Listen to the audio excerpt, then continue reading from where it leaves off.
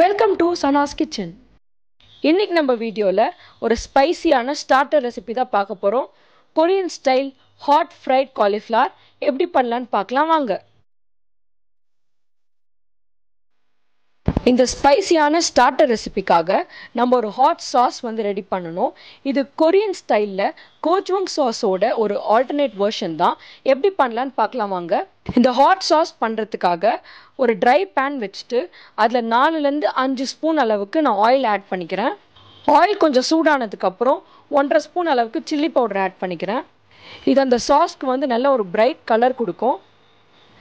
இப்போ ஒரு மிக்சியில் நான் ஒரு 30 அளவுக்கு ட்ரை சில்லி சுடு தண்ணியில் நல்லா ஊற வச்சுருக்கேன். ஒரு 20 மினிட்ஸ் அளவுக்கு ஊறியிருக்கு. இதில் கொஞ்சமாக தண்ணி ஊற்றிட்டு அந்த 30 ஊறின ட்ரை சில்லியுமே நம்ம நல்லா ஒரு பேஸ்ட் மாதிரி அரைச்சி எடுத்துருக்கோம்.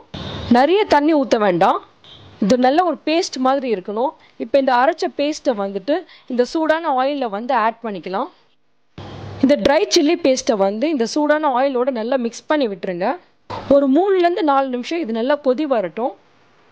அந்த பேஸ்ட்டில் இருக்க தண்ணி தன்மைலாம் நல்லா இவாப்ரேட் ஆகிடும்.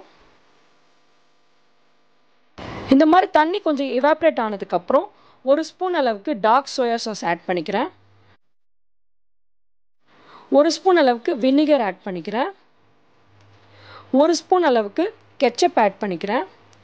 இப்போ இது கூட 1/2 ஸ்பூன்லேருந்து 3/4 ஸ்பூன் அளவுக்கு சுகர் ஆட் பண்ணிக்கிறேன். கொஞ்சமாக சால்ட் ஆட் பண்ணிக்கிறேன். இதெல்லாம் ஆட் பண்ணி நல்லா கலந்து விட்டுருங்க. இந்த மாதிரி ஹாட் சாஸை நீங்கள் ப்ரிப்பேர் பண்ணி ஃப்ரிட்ஜில் கூட வச்சு யூஸ் பண்ணிக்கலாம். 1 மந்த் அளவுக்கு இது கெட்டு போகாது.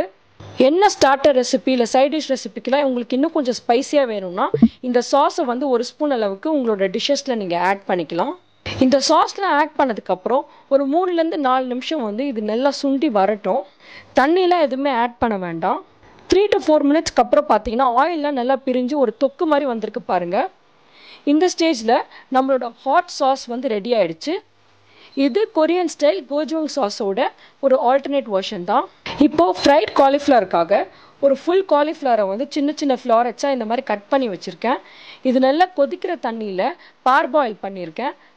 தண்ணியில் கொஞ்சமாக மஞ்சள் தூள் போட்டு இதை நல்லா பார்பாயில் பண்ணி எடுத்துருக்கலாம். ஒரு 50% அளவுக்கு. இந்த காலிஃப்ளவரை ஒரு பவுலில் ஆட் பண்ணிவிட்டு நான் 1.5 ஸ்பூன் அளவுக்கு சில்லி பவுடர், கொஞ்சமாக சால்ட், 1 ஸ்பூன் அளவுக்கு கெச்சப், 1 ஸ்பூன் அளவுக்கு வினிகரும் ஆட் பண்ணிக்கிறேன். 1 ஸ்பூன் அளவுக்கு டார்க் சோயா சாஸ் ஆட் பண்ணிக்கிறேன். இப்போ இது கூட 2 ஸ்பூன் அளவுக்கு நான் கார்ன்ஃப்ளவர் மாவு ஆட் பண்ணிக்கிறேன். கொஞ்சமாக மிக்ஸ்ட் ஹர்ப்ஸ் ஆட் பண்ணிக்கலாம். இது நம்ம ஃப்ரை பண்ண போகிறதுனால நிறைய தண்ணியெலாம் ஊற்ற வேண்டாம். இந்த சாஸஸே இந்த காலிஃப்ளவர் மேலே இந்த ட்ரை மசாலாலாம் ஒட்டுற அளவுக்கு வந்துடும். இந்த அளவுக்கு காலிஃப்ளவரோட எல்லா சைடுமே நம்ம போட்டிருக்க மசாலா அண்ட் கார்ன்ஃப்ளவர் நல்லா ஒட்டி வந்துடணும். இந்த மாதிரி வந்ததுக்கப்புறம் ஒரு 15 to 20 மினிட்ஸ் இது நல்லா ஊறட்டும்.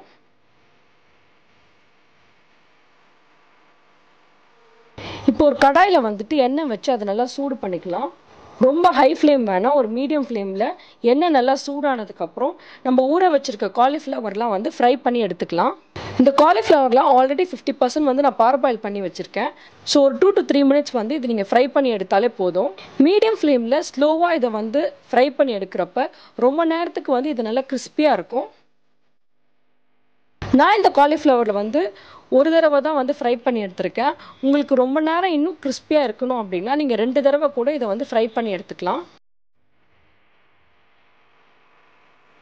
இப்போ நம்ம ஃப்ரை பண்ணி எடுத்த காலிஃப்ளவரை ஒரு ஹாட் சாஸ் நம்ம ப்ரிப்பேர் பண்ணோம் இல்லைங்களா, அதோட இதை மிக்ஸ் பண்ணி எடுத்துடலாம். இப்போ ஒரு பேன் வச்சுட்டு 1 ஸ்பூன் அளவுக்கு ஆயில் ஆட் பண்ணிக்கிறேன். அது கூட நம்ம ரெடி பண்ணி வச்சுருக்க அந்த ஹாட் சாஸ் கோஜ்வங் சாஸோட ஆல்டர்னேட் வெர்ஷன் அதை நான் ஆட் பண்ணிக்கிறேன். இது கூட 1 ஸ்பூன் அளவுக்கு ஜிஞ்சர் கார்லிக் பேஸ்ட் ஆட் பண்ணி நல்லா வதக்கி விட்டுடலாம் எண்ணெயில். ஒரு 2 to 3 மினிட்ஸ் இதை நல்லா வதக்கி விட்டிங்கன்னா இஞ்சி பூண்டு பேஸ்ட்டோட ரா ஸ்மெல் போயிடும்.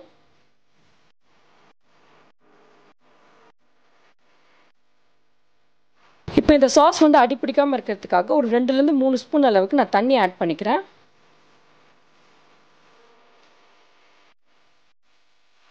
1லேருந்து 2 நிமிஷம் இது வதக்குனதுக்கப்புறம் இஞ்சி பூண்டு பேஸ்ட்டோட ரா ஸ்மெல்லும் போயிடுச்சு. அந்த தண்ணியும் கொஞ்சம் சுண்டி வந்துருச்சு. இப்போ இந்த ஸ்டேஜில் 1 ஸ்பூன் அளவுக்கு கெச்சப், 1 ஸ்பூன் அளவுக்கு டார்க் சோயா சாஸ் ஆட் பண்ணிக்கிறேன். இந்த ஸ்டார்டர் ரெசிபி வந்துட்டு எல்லா ஃப்ளேவர்ஸுமே வந்து ஆட் பண்ண மாதிரி இருக்கும். நல்லா ஸ்பைஸியாகவும் இருக்கும், டேங்கியாகவும் இருக்கும், மைல்டான ஒரு ஸ்வீட்னஸோடு இருக்கும். இப்போ இந்த சாஸ் கூட வந்துட்டு 1 ஸ்பூன் அளவுக்கு ஹனி ஆட் பண்ணிக்கிறேன். இது நல்லா மிக்ஸ் பண்ணி விட்டுடலாம்.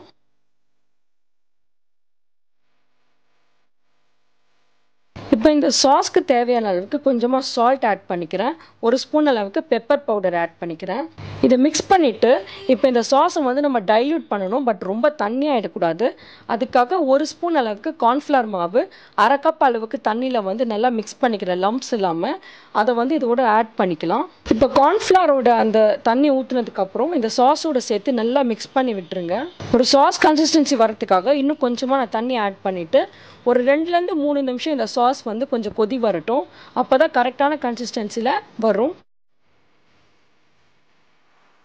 இப்போ பாருங்கள், நம்மளோட ஹாட் சாஸ் வந்து ரெடி ஆயிடுச்சு. இந்த ஸ்டேஜில் வந்து நம்ம ஃப்ரை பண்ணி வச்சுருக்க காலிஃப்ளவரை வந்து போட்டு நல்லா மிக்ஸ் பண்ணிடலாம். நீங்கள் காலிஃப்ளவர் வந்து டபுள் ஃப்ரை பண்ண போகிறீங்கன்னா இந்த சாஸ் ரெடி பண்ணதுக்கப்புறம் ஒரு தடவை ஃப்ரை பண்ணி அதை அப்படியே எடுத்து இந்த சாஸில் நீங்கள் ஆட் பண்ணி மிக்ஸ் பண்ணிடலாம்.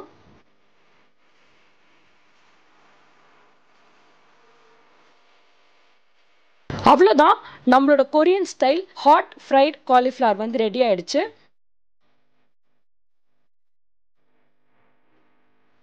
இது மேலே வந்து கொஞ்சமாக வந்து ஒயிட் செசமி சீட்ஸ் வந்து நான் ஆட் பண்ணிக்கிறேன். நல்லா கிறிஸ்பியாக ரொம்ப ஸ்பைசி, டேங்கி அண்ட் மைல்ட் ஸ்வீட்னஸோட நம்மளோட ஸ்பைசியான ஸ்டார்டர் ரெடி ஆகிடுச்சு. நீங்களும் இதை வீட்டில் ட்ரை பண்ணி பார்த்துட்டு உங்கள் ஃபீட்பேக்கை வந்து கமெண்ட்ஸில் சொல்லுங்கள். Happy cooking! இந்த ரெசிபி பிடிச்சிருந்துச்சுன்னா லைக் பண்ணுங்கள், ஃப்ரெண்ட்ஸ் அண்ட் ஃபேமிலியோட ஷேர் பண்ணுங்கள், என்னோட சேனலை சப்ஸ்கிரைப் பண்ணுங்கள். தேங்க்யூ.